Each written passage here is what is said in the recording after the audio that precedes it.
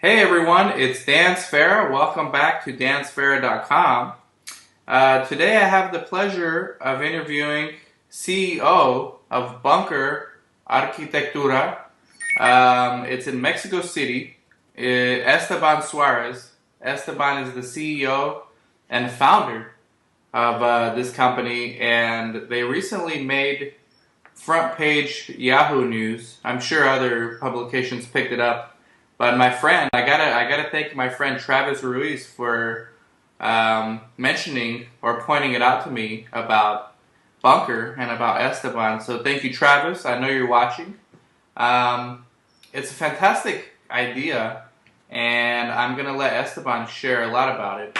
But basically, he's building an underground skyscraper in Mexico City. So he'll get into it. Esteban, first of all, thank you very much for coming on the show. No, well, thank you for inviting me, and it's great that we contacted each other through social media, through Twitter. Yeah, it's fantastic. Now, it's interesting you bring up Twitter. Are you the one running the Twitter account? Yes, I mean, my company is not a huge company. Oh, okay. It's young, and also for Mexico, it's medium-sized architecture office. But yeah, definitely, I like to have the hands-on the business, and I administrate and update all our social media. So it's a way to be in there, Yeah. measuring what's happening and getting knowledge of everything, no? Yeah, I gotta hand it to you because most of the CEOs, I interview a lot of business people and athletes and musicians on the show, and I rarely interact with the person himself or herself that I'd like to interview. I'm always speaking to like a PR person or media relations, but so it's very refreshing to actually interact with the man himself on Twitter. Thanks a lot. And the Twitter handle is, what was it again? I forgot what it was, the Twitter name. It's Bunker Arc. It's BUNKERARQ. Okay, yes. So if you want to connect with Esteban there, feel free to do so. As you've heard, it's him himself running it. So very refreshing to hear. Esteban, tell us a little bit about yourself and your background. You know, where did you grow up? When did you first become an entrepreneur? And then we'll just open it up from there. Perfect. I studied masters in architecture in Mexico City University called Ibero-American University. I graduated in 2004, and right away I wanted to open up my own architecture practice. I had worked in several other offices while I continued my degree. It's funny, the name Bunker Arquitectura, how it came up, because when I was recently graduated from college, I didn't have a lot of resources to open up my own practice. So the only thing that I could afford to rent was a small office in the basement of a building that had no windows. It was cold and dark, and that's Wow. how I opened my practice, a one-man practice. I mean, now we've grown up to a team of 20 architects, designers, and urban designers. And I always refer to that space as the bunker because, I mean, Mexico City could fall apart, and I would have never known about it. So I had to name the project, and the obvious name was Bunker. So Bunker Arquitectura. That's how it started. And now, fortunately, we're in the 10th floor of an office building that has windows, something that I deeply appreciate. Okay. And well, we've been able to experiment and experience architecture in the largest possible scale. We've done small projects, small iconic chapels for private clients that are very particular projects because very free in terms of form. You can explore a lot. And we've done very big projects like a master plan for an entire city. That's Ciudad Guzman, an hour south of Mexico, of Guadalajara in Mexico. So we designed the master plan of the entire city. So we've had, and in between, we've done a hotel, motorcycle agency, apartment buildings, restaurants, Wow. plazas. So yeah, we've been like in a very short time experiencing architecture in the broadest possible scale. Wow. Now, just so we get an idea, you graduated from architecture school roughly how long ago? That was 2004, so it's 7 years. Okay, so 7 years. And then when did the idea to create your own company? Because on this show, I always ask the entrepreneurs that question. I say, was there ever a moment in time where you decided you're an entrepreneur, or did you already know that, or did you have a plan for starting your own company, or did it just happen? Kind of lead us through that a little bit. Yes, I think I started my practice as a lot of young architects start their practice. I was commissioned a small restaurant, so it's something that fell into my hands. Okay. So that's when I took the chance and said, okay, this is the time with this small project to start my own company. And obviously the resources were very limited, but that's how I started. And then I had to hire another person and then another person. And well, that's how the company has grown. And something that we do is we say yes to every project that comes into our hands. So that's why we've done from religious building to urban master plans to motorcycle agency, hotel, restaurant, residential. We don't like to be the kind of architecture office that focuses just on a specific typology of architecture. Like there are a lot of architects here in Mexico that only do residential buildings, and that's what they do practically all their lives as architecture office. We like to try to approach architecture in several fronts. So in many ways, it's like you're always having to be innovative because you're taking on different type of projects. So you're always, I guess, experimenting with new ideas, right? Definitely, and we believe with every new project of, I mean, it's almost a megalomaniac obsession to trying to reinvent ourselves and our practice with every new project. Obviously, focusing first on research. I mean, I think the foundation of our practice is based on research.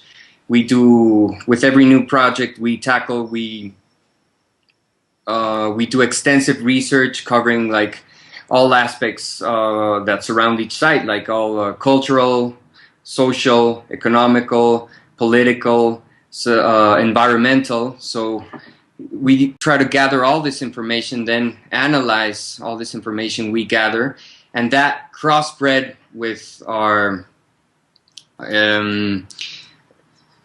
like our creative part. That's how we try to like reinvent ourselves in every new project. Right. Now, we're definitely going to get into the underground skyscraper. Everyone wants to hear about that. But first of all, I mean, I'm a business person myself, so I'm curious, and a lot of our audience members, they're entrepreneurs. It seems like your company grew a lot and relatively in a short period of time. How important was it for you to be profitable while you grew, or were there ever any times when you were actually spending more than you were bringing in? And what advice could you give to some entrepreneurs out there who are maybe facing the same situation of having a growing company? Should they wait until they're profitable, or is it okay to kind of, at times, maybe spend more than they're earning? I know in my business I've done that probably too often, and it gets me in trouble sometimes, but sometimes I wish I would have been more patient. What kind of what kind of trajectory did you take Bunker on? Well, I definitely like to spend more than I earn. So in that sense, I'm a lot like you. That makes two of us, yeah. Yeah, exactly. Because obviously, I'm impatient in the sense that I want to tackle every project I get. But sometimes you need to invest in order to be able to develop that project. But I mean, everything we earn, we reinvest into the company. That's something that I believe. I mean, I don't want to. Our objective is not to become like rich, you know, in the short term. So everything we reinvest, and we also auto finance a lot of projects, like the project that we're going to talk a bit later. The Earth Scraper started off as a research project. We develop continuously these research projects that are auto-financed or self-financed, and they're usually big projects that start off putting a case study in an area of a city or in a city, and through research, analysis, and the conclusion with an architectural proposal, we develop these kind of projects, and then we try to sell them to the government and to private investors. Okay, so I guess that's a good segue to talk about the Earth Scraper. First of all, has it ever been done before? Has it ever been considered? It sounds like something out of a science fiction book. Yes, I mean first. Let me tell you like where it started. I'm going to talk about the problems of Mexico City and the historic center of Mexico City, and get to the conclusion that it's not that we want to build earth scrapers, but it is a specific solution to a specific problem. Okay. In that sense,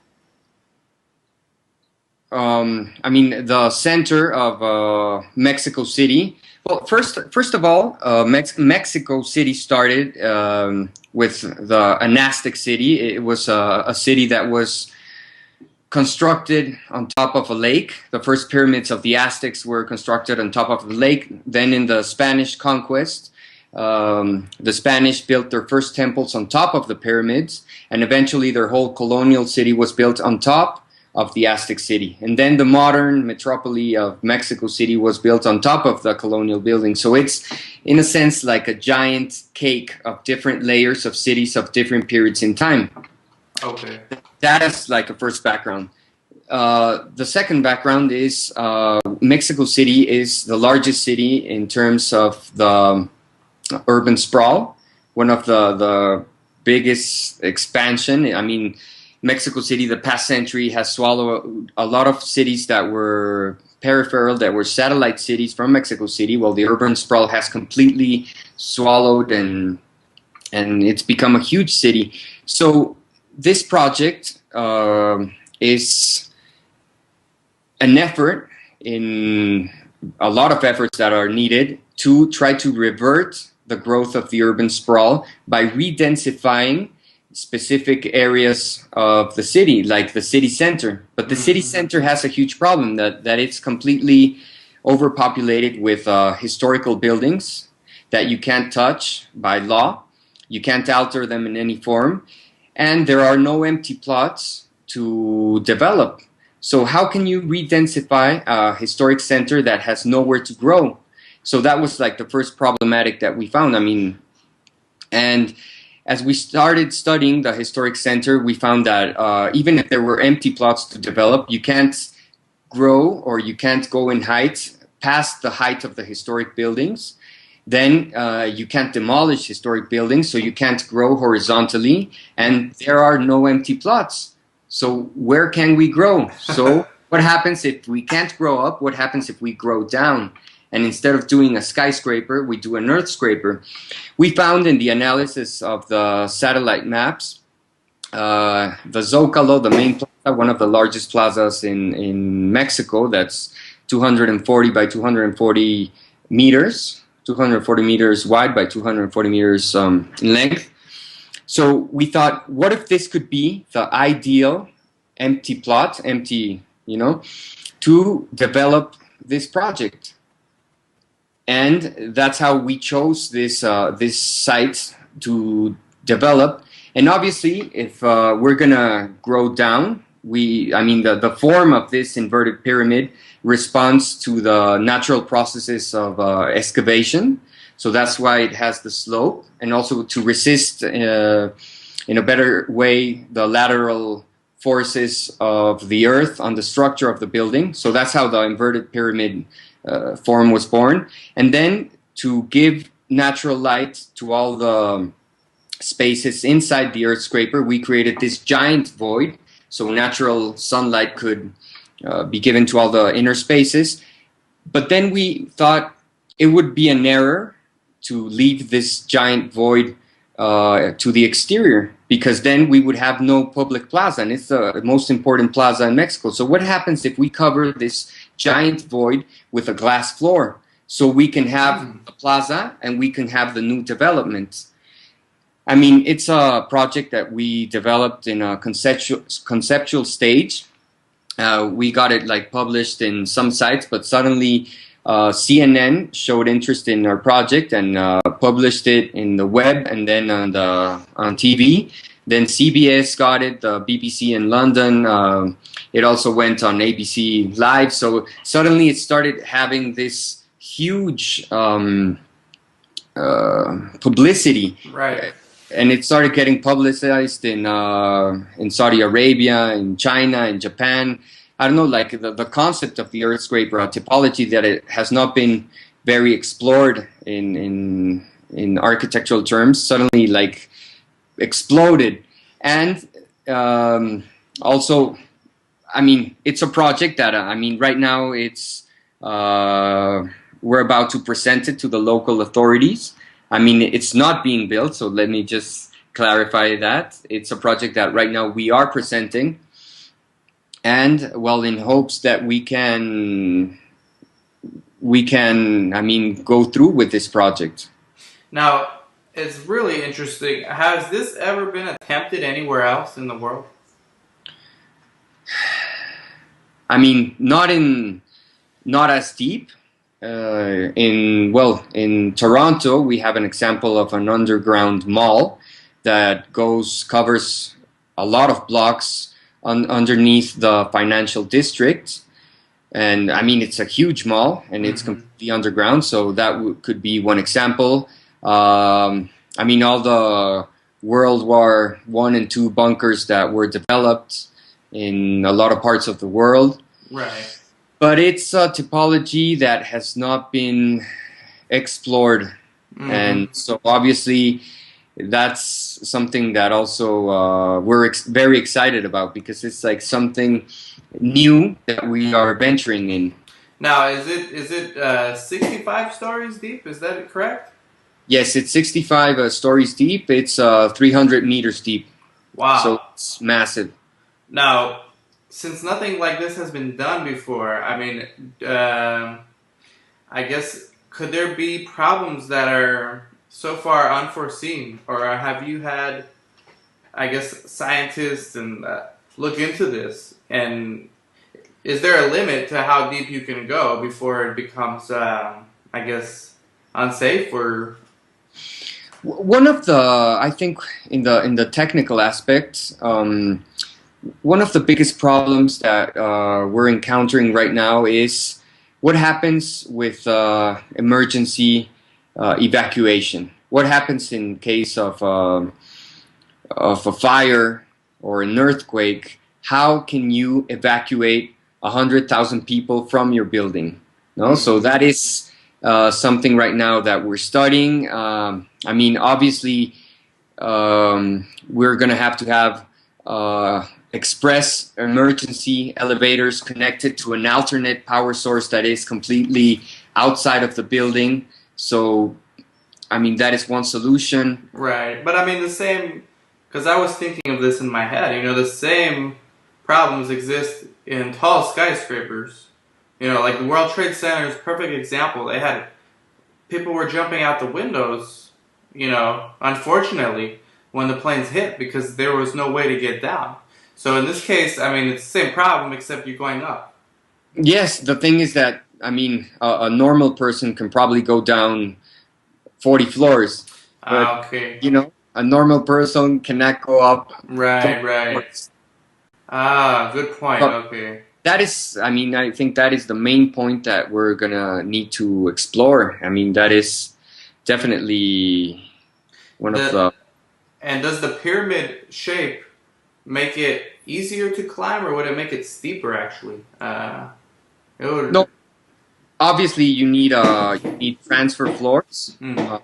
But yes, you can definitely have a staircase from the ground level to the lowest part of the building in an inclined staircase. I mean that is also we're going to have to mix inclined elevators, transfer floors. I mean, there's still a lot of aspects of this project that we're going to need to explore. Also, we're thinking that the lowest floors, that are the office spaces, probably are not going to have as much natural sunlight as the upper floors. So we found out about this project that is being currently studied in Manhattan to transform an underground station into a natural park with natural sunlight. Through this new technology that's being developed of capturing the natural light with fiber optic panels and transmitting that natural light through fiber optics to the underground. So that could be one solution to try to bring to the lowest spaces natural lights. Very interesting. And another question I had a couple of, I guess, scientific-minded people have me ask you questions. The problem with the breathing, would there be any problem as far as getting oxygen and CO2 out of there, or is that no different than just a skyscraper?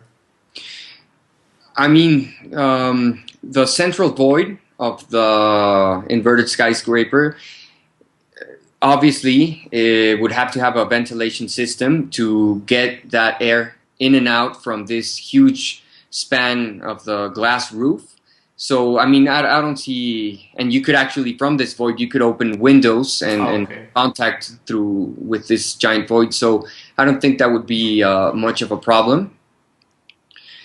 One aspect that I need to mention about this earth scraper is, as I told you before, Mexico City is composed of different layers of cities. So we're going to actually have to dig through all these layers of historic cities. So the idea is that all the architectural vestiges that we found, we want to reconstruct them in the 10 first floors of the earth scraper in order for them to be appreciated. I mean, a lot of people here in Mexico that have criticized us, so you can't touch historic patrimony, what's down under, I mean, what's underneath ground, that Aztec city and the Spanish temples, you cannot touch them. But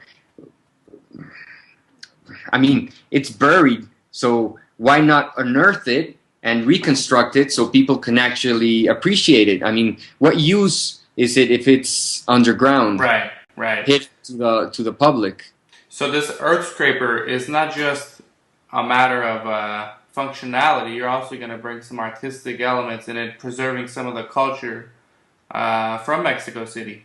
Yes, definitely. I mean, one of the intentions of this project is to unearth all these architectural vestiges that have been buried for centuries and reconstruct them in the earth scraper. And that could also be because this project, I mean, financially speaking, would have to have an important investment from the government. So we're thinking that this 10 floors of museum that could represent 20 or 30% of the resources needed to build this project could come from the government. Because what this project also intends to is to revitalize the historic center, that it's a historic center that has been in a spiral of decadence for years, because it's a historic center that cannot grow in any sense, and also it's been abandoned. It's a historic center that almost not a lot of people have live in there. I mean, in the 1970s, there were around 140,000 people that actually lived in a historic center. Today, it's less than half. It's a historic center that is only focused in commercial and some office spaces. So in order to have a successful historic center, we need to have mixed use. Mm-hmm, mm-hmm. Yes, I read that on the website there. I think it's fascinating. Now, a lot of people are also asking about earthquakes. Is there a greater risk for earth scraper during an earthquake than a skyscraper? Well, I'm going to use an example. One of the worst earthquakes that we've had in Mexico City was the 1985 earthquake that completely demolished a lot of areas in the city. Right. And curiously enough, all the buildings above ground that were demolished, I mean that fell in this earthquake, all the underground stations were completely intact. So here's where we ask ourselves, where are we safer? 200 meters high in a skyscraper or underneath ground? Right. So that earthquake proved that if none of the subterranean structures were even damaged, and practically a big percentage of the city fell down in the earthquake. So where do you feel safer? Right. In Mexico City?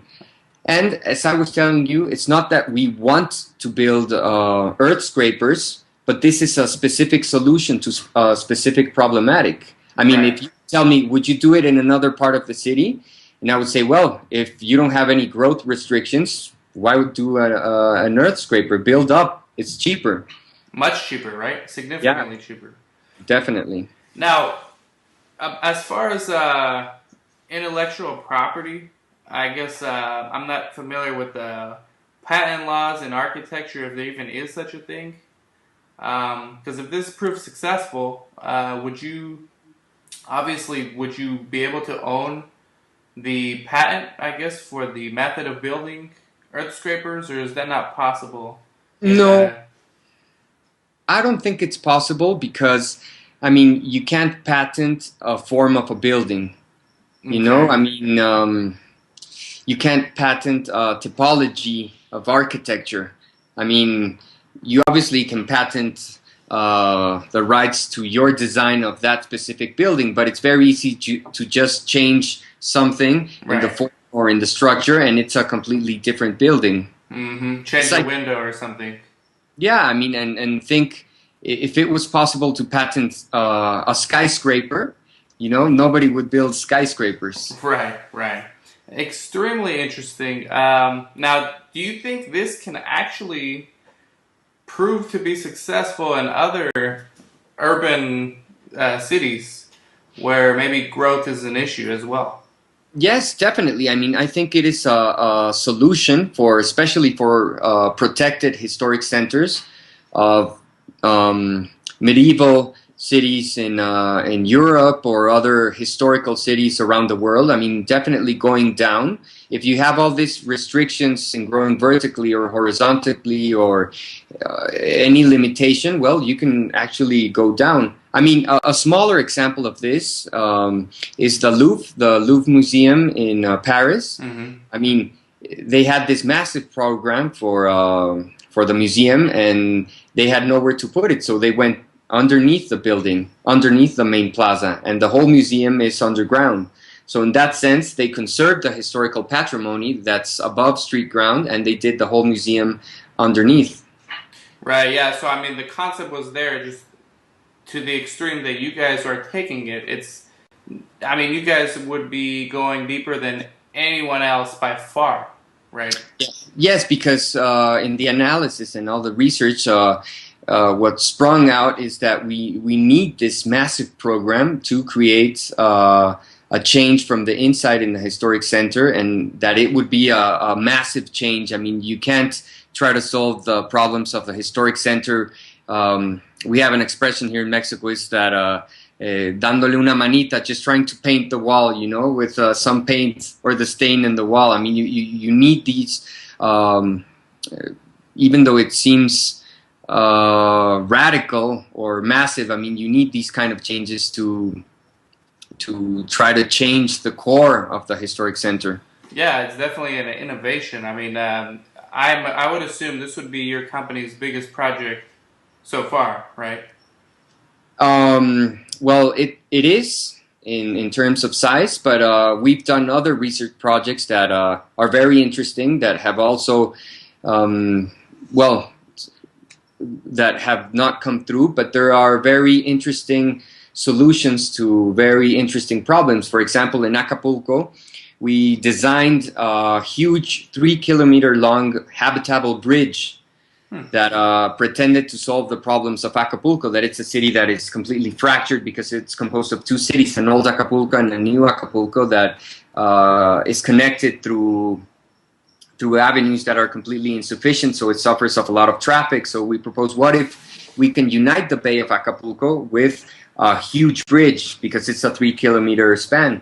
But if the government doesn't have the resources to invest in a bridge this big, what if we transform the structure of the bridge into habitable spaces, so we can invite private investors to actually put the resources to build the bridge and sell the spaces inside the bridge, and then everybody wins. The city solves one of its main problems, and investors have new property to develop and rent. And also it solves the problem of the urban sprawl of Acapulco, because it centers the new developments in the center of the city, the Bay. Mm-hmm. Yeah, there's something, and we're gonna get into the investors in a little bit. There's something I heard the other day, and it kind of reminds me of this project regarding the Golden Gate Bridge. You know, when they built it, nothing like that was ever considered possible, and they chose like the windiest area to try to build this bridge. And not only did they succeed, but they managed to make it actually look extremely good. It was kind of like a challenge that the architects gave themselves. Now, is there any similarities here as far as like you wanting to do this also for the challenge? Well, definitely. And I mean, what we're very interested in these research projects is to someday see any of these research projects actually come through. But I give a lot of importance to the theoretical part of my practice. I think in that sense, built and unbuilt projects bear the same weight in our balance.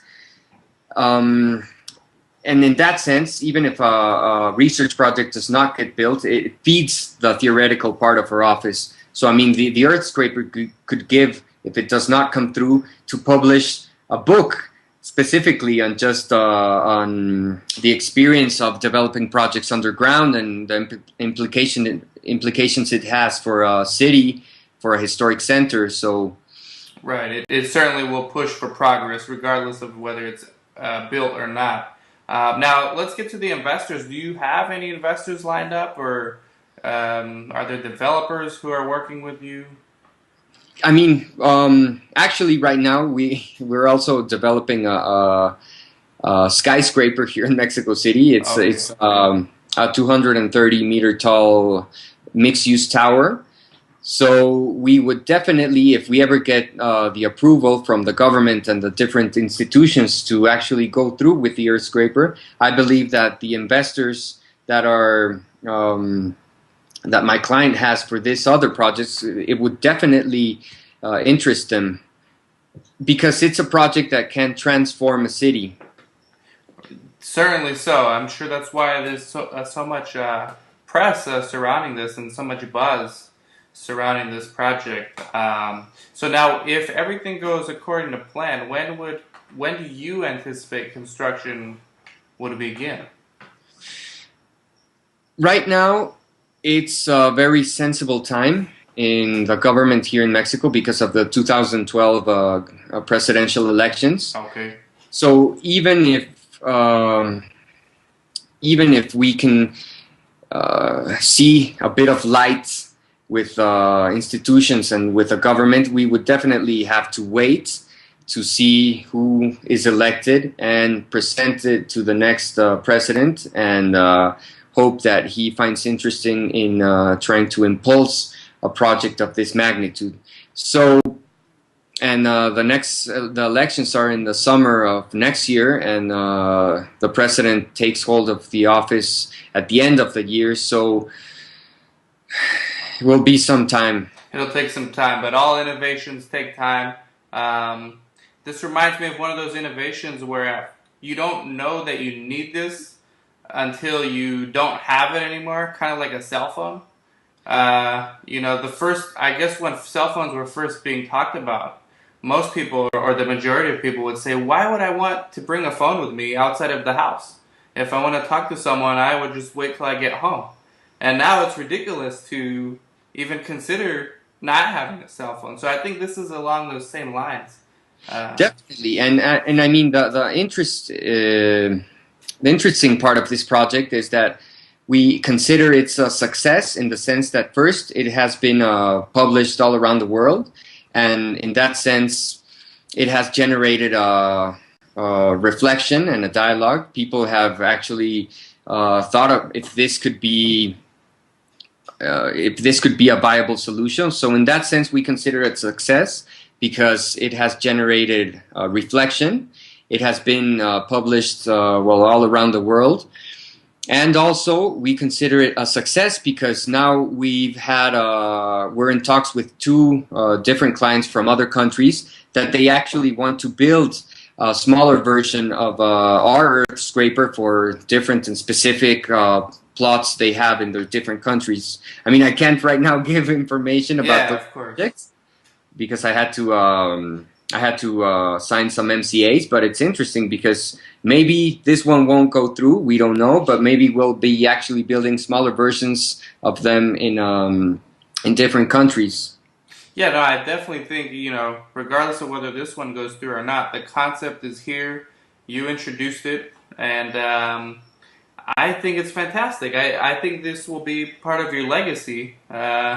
Just like Steve Jobs with the iPod. This is, I mean, it's just as innovative as far as I'm concerned. So I really appreciate you coming on and sharing with us. Final question about Bunker Arquitectura. How is it doing as a company? Is it, are you guys, do you have investors, outside investors, venture capitalists, or is it still self-financed? I mean, right now it's, we're a young company. I've been 6 years with my company. Fortunately, we have a lot of work. Either it is with the government or with private clients or also in competitions all around the world that we're involved in. And it functions as a business model, as a company that gets commissioned by private clients or the government and gets a contract and develops the designs for different buildings, and we get paid in that sense. I mean, right now we don't have a foreign or investors outside that are actually putting money into the company. I mean that I wouldn't reject the idea if this comes through in a couple of years. Esteban, I'm trying to buy a basketball franchise here called the Clippers. And I need to make lots of money. I would like to invest with you at some point. Okay. I welcome that investment. Thank you. And anything you would like to leave with our audience members about the future of Bunker? Is this are you still going to continue doing other projects? You mentioned the regular skyscrapers, and if this is successful and Bunker becomes known for creating earth scrapers, would that be something you'd like to continue focusing on, or are you still going to accept different projects? No, I mean, we would like to be involved even in more typologies of architecture. I mean, we'd like to be involved in developing museums. Definitely, we're very into big urban projects. I mean, the more projects and the more different they are, it's what really excites us. And also, I mean, I'd like to share, people that are actually out there listening or want to get to know more about our company, well, you have our website that is www.bunkerarquitectura.com, or our Facebook page, Bunker Arquitectura. Or we published recently our first book that it's a compilation of the works that we've been developing. So this is the first book we published. You can actually get it in Amazon. Just search Bunker. It's called Stop, Keep Moving, an Oxymoronic Approach to Architecture. It has very interesting stories. In this book we tell stories about the projects difference as how architecture is published today, that it's just these like beautiful pictures and descriptive text. We like to tell stories about the projects, what happened right, what happened wrong, the experience with the client. So I'm definitely going to feature links to all those things when this video goes up on the blog very shortly today. Speaking of books, I always ask the business people that I interview, or the entrepreneurs, what kind of books do you read, and what would you recommend for other entrepreneurs out there? Maybe they're not an architect, but they're in a different industry. What type of books would you recommend they read? What are some books you read? Well, I just finished a book. I mean, we all know that social media in a few years has gotten a lot of strength. And I'm very interested in the relation of architecture and social media, and how we can promote ourselves through social media. So I recently finished a very interesting book called "Success Secrets of the Social Media Marketing Superstars" by Mike Myers. A very interesting book, and it grasps like the whole concept of promoting yourself and building relationships in social media. I'm also, well, as an architect, you get invited to a lot of universities and forums to give lectures. So I've been reading a couple of books on how to become a more confident speaker. Wow, there you go. Yeah, I love that, and I believe that giving good presentations like helps promote your work. And I know I love public speaking. So absolutely, it's a form of salesmanship too. So it's very important. I tell our audience all the time: learn how to sell, learn how to speak in public, give presentations. None of that can hurt you as an entrepreneur. Definitely. I mean, and I also like to read a lot about architecture, about sustainability, like new techniques that are being developing. How can you understand sustainability from very different points of view? I mean, because sustainability is not just about green architecture.